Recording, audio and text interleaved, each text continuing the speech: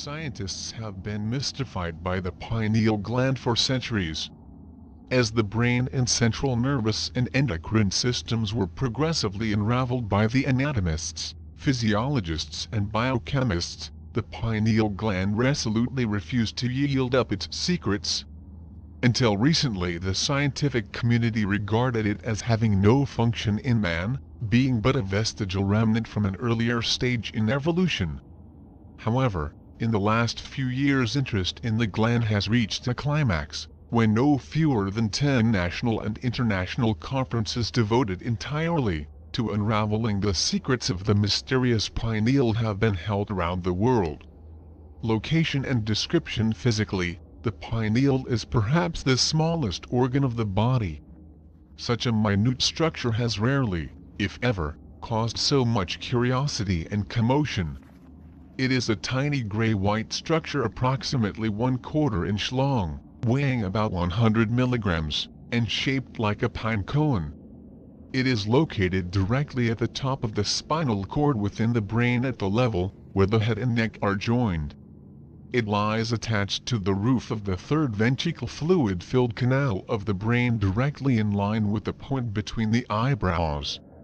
It is the only structure in the brain, apart from the pituitary gland, which is not bilaterally symmetrical, lying right in the midline. This means that, except for these two glands, the two halves of the brain, when it has been cut from front to back, are mirror images of each other, with each structure being duplicated, one for each half. History. It is interesting to trace the scientific history of the pineal gland to the present day. The ancients attached great significance to this tiny structure. The Greek anatomist Herophilus, in the 4th century before Christ, called the gland a sphincter, which regulates the flow of thought. This suggests that he was well aware that the pineal functions as a transducer between the mental and physical realms. The early Latin anatomists termed the pineal the master gland, indicating that they knew the pineal exerts a higher control over the endocrine system, including the pituitary gland. Up until very recently, modern endocrinologists have considered the pituitary to be the highest controlling gland of all the other endocrine glands of the body. The Latins termed the pineal the glandula superior in distinction to the pituitary, which they termed glandula inferior. They clearly designated the pineal to be a gland, even though it was not until 1958 that modern researchers isolated melatonin from the pineal to prove conclusively that it was a glandular structure. In 1886, two microanatomists, H.W.D. Graff and E. Baldwin Spencer, independently discovered that the pineal is a rudimentary eye, possessing all the essential features of the external eyes, with pigmented, retinal cells surrounding an inner chamber filled with a globular lens-like mass. Subsequent research has proved that the gland actually responds to environmental light, both directly and via the nervous pathways from the external eyes. It is surely beyond a coincidence that the yogic texts of India and the mystical traditions throughout the ages have spoken of the eye of intuition and the third eye, when referring to the pineal gland. In recent years, two hormones, melatonin and serotonin, have been isolated from the pineal.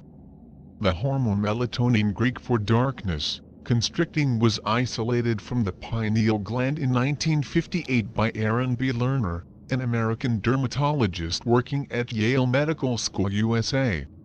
This substance has been found to be responsible for the ability of certain frogs and fish to change color in response to varying environmental light conditions, and also to changes in emotional states, such as anger and fear. It has subsequently been found to play a profound role in the onset of puberty and ongoing sexual development in human beings. It is found that the size and functional capacity of the pineal gland diminishes as children enter the pubertal years.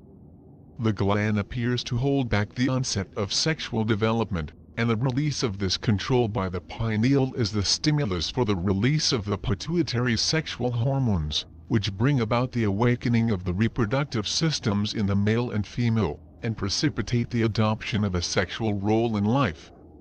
The second hormone isolated from the pineal was serotonin. Daniel Freeman, a psychiatrist, also at Yale University, isolated this substance from the tissues of the brain, finding its greatest concentration in the pineal gland and the nearby Raphe cells of the nuclei of the midbrain. The pineal appears to be the reservoir of serotonin for the brain, while the Raphe cells are responsible for the distribution of the hormone to other areas of the brain via long extensions or axons. These axons reach out to many areas of the brain and control the firing of other cells in those areas. The next contribution to the pineal puzzle came when two workers at the National Institute of Health USA, Axelrod and Weisbach, found that serotonin is the precursor of melatonin. They found that melatonin is produced from serotonin in the pineal gland by a simple chemical pathway. The central role of serotonin was established a short time after the accidental discovery of lysergic acid diethylamide LSD-25. Minute quantities of this substance were found to cause profound alterations in consciousness, inducing states ranging from deeply felt religious and mystical experiences to paranoia and schizophrenia. The LSD-25 molecule was found to be structurally very similar to the serotonin molecule, so much so that it is able to antagonize or block the actions of serotonin in the brain by occupying the receptor sites where serotonin normally acts. Gaddam of Edinburgh University discovered that the alterations in consciousness induced by LSD-25 are not due to a direct effect on the brain tissues by that drug, but rather that LSD-25 deprives the brain of serotonin by blocking off its sites of action.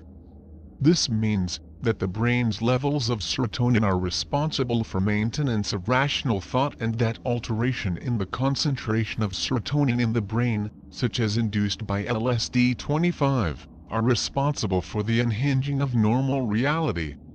This means that the brain's levels of serotonin are profound, for they show that the pineal gland is the physical medium which regulates the chemistry of altered states of consciousness. It also seems that our sexual identity and our state of consciousness are intimately related to one another. It is clear that man is imprisoned in his mundane, everyday state of consciousness. He is locked up far more effectively than the prisoner, who is incarcerated in chains or behind bars. Such a prisoner is only experiencing the imprisonment of his body, and he is very aware of his condition. However, the human being is far more effectively bound and tied. His very consciousness is held prisoner. It is so effectively harnessed that he cannot even perceive the possibility of higher awareness and experience. The ropes, which prevent his perception of a reality in which he is infinite, seem to be the levels of serotonin within his own brain tissues. Children before the regression of the pineal gland and the subsequent onset of puberty, children have ready access to a far more diverse range of conscious experience than adult human beings. In fact, many children quite effortlessly possess many of the siddhis or psychic powers associated with the awakening of Ajna chakra. Children are often highly intuitive, can see into the future, or know what their parents are thinking. They are uncanny in their ability to see the reality behind appearances so much, so that it is very difficult to deceive or lie to a child. When the Israeli psychic Uri Geller became famous throughout the world by demonstrating his psychokinetic abilities, such as bending forks by thought power, and stopping the watches and clocks of his television audiences, a number of parents became alarmed, because their children began to perform the same feats at home. Children play in a multidimensional world of imaginary friends and places, which is largely inaccessible to their parents. They do so because their large functional pineal glands are converting serotonin to melatonin. The effect of this is twofold. Firstly, the lowered serotonin levels give them access to the other states of awareness. Secondly, the high concentration of melatonin holds the powerful influences of the pituitary gland at bay, delaying the onset of puberty. Then at about the age of 7 or 8 years, the pineal's function begins to diminish and the pituitary hormones are progressively released, bringing the reproductive system to maturity. Simultaneously with this awakening of the reproductive system, the child is subject to great emotional and mental turmoil, as his psyche adjusts to the new sexual role. With the diminished production of melatonin, there is a progressive build-up of brain serotonin concentrations and a closing off of the doors into the child's expanded world of intuitive perception, imagination and play. Tragically, these doors often remain closed for the rest of his life, and the child within him is rarely, if ever, glimpsed again. However, we need not be prisoners of our own brain biochemistry at all. We can expand our state of consciousness by reactivating the pineal gland, awakening the Ajna chakra, opening the third eye. They are all the same process. In this way we regain contact with the child within while simultaneously fulfilling the duties and responsibilities of adult life. Then work becomes play and life a game, rather than the serious and depressing business it has become for many people today. Kundalini Yoga. This is the science which leads to the reawakening of the Ajna chakra, reactivating the pineal gland and giving control over the powerful wayward endocrine glands of the body. It leads to a profound alteration in the hormonal secretions of the endocrine glands and a lowering of serotonin levels in the brain tissues. There is a retracing of our journey out of childhood. When Jesus Christ told his disciples, "Unless you become once more like little children you cannot re-enter the kingdom of heaven," he was not speaking symbolically, but was referring to precisely this process. Rejuvenating the endocrine system allows us to regain the child state of consciousness through the resulting alteration in brain biochemistry. This is the meaning of the awakening of Kundalini, the ascent of the primal energy back up through the chakras, altering the glandular functions, until the Sahasrara is awakened. This is the goal of yoga. It is the experience of cosmic consciousness or union with the divine. With the onset of puberty and the adoption of a sexual identity, the focus of attention, the seat of consciousness shifts from the large functional pineal gland. This gland is switched off, and the reproductive system becomes the most powerful object of awareness.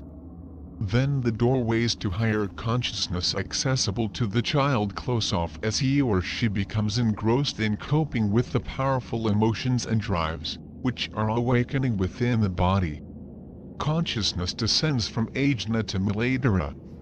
The science of Kundalini Yoga progressively rechannels the energy back upwards to its source. When the consciousness is in Muladhara, the possibility of higher awareness is forgotten, and we become locked within the mundane state of awareness characteristic of the adult world.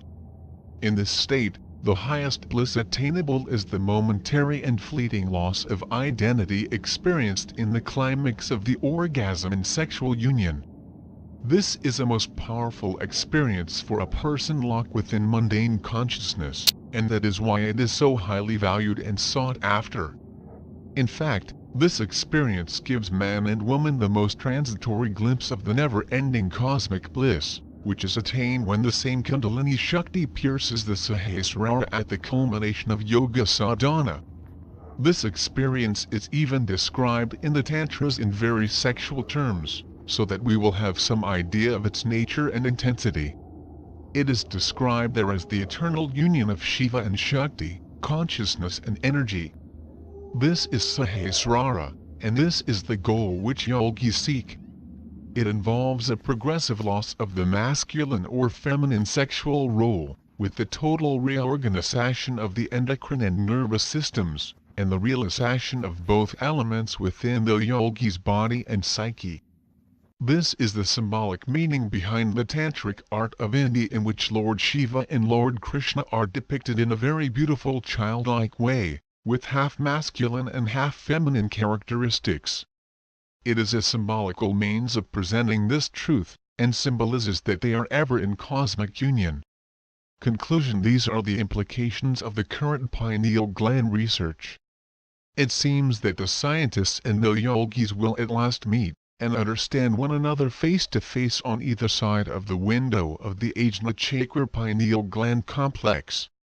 It is only fitting that this gland, which René Descartes, the 16th century French philosopher, termed the seat of the rational soul, should be the meeting place, in which rational and mystical thought once more coalesce and merge.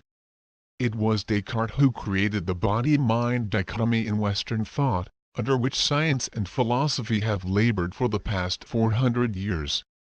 The Ajna Chakra is the doorway to higher consciousness, and the scientists are now prying open this door.